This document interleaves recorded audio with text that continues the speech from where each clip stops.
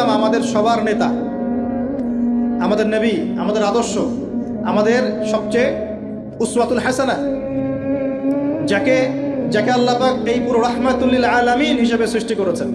উম্মতের সমস্ত কবিরা গুনাহগার মানুষের জন্য সুপারিশ করে আল্লাহর হুকুমে তাদেরকে জান্নাতে নিয়ে যাবেন ইনশাআল্লাহ।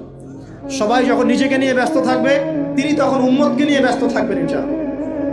একটা হাদিসে তিনি উম্মতকে ভাইও বলে সম্বোধন করেছেন। কাশ আমি যদি আমার ভাইদেরকে দেখতে পেতাম, হাদিসটা সহিহ, কাশ আমি যদি আমার ভাইদেরকে দেখতে পেতাম। সাহাবীরা বলছেন, আমরা কি আপনার ভাই নই? নবীজি বলছেন, না, তোমরা না, তোমরা আমার সাহাবী। আমার ভাই তারা যারা আমার পরে আসবে, তোমাদের পরে আসবে, আমাকে না দেখেই ঈমান নিয়ে আসবে ইনশাআল্লাহ। এখানে কি আপন ভাই বোঝানো হচ্ছে? সেটা বোঝানো হচ্ছে না। এখানে বোঝানো হচ্ছে কাছের, আমার আত্মার সাথে সম্পর্ক। আমাকে না দেখেই তারা আমার প্রতি বিশ্বাস করবে ইনশাআল্লাহ। করবে কি না? আমরা কি দেখেছি নবীকে?